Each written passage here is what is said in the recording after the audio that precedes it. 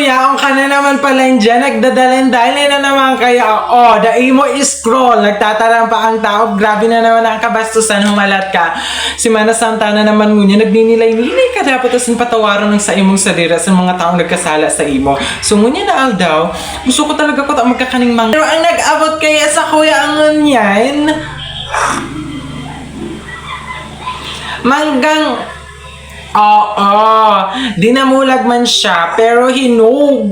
Ano na kaya yan eh? Kanong tadaw, namitanta kong masiram talaga.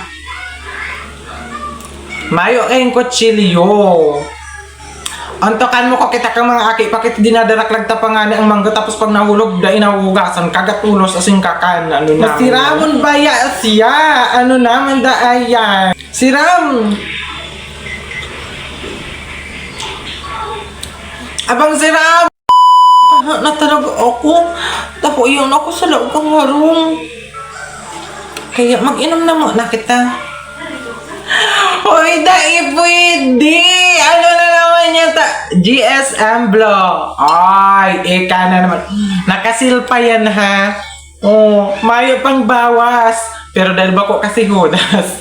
Dahil mo na mag-inom. Bawal yan na bad influence ka na naman. Bye! Garo na naman kaya.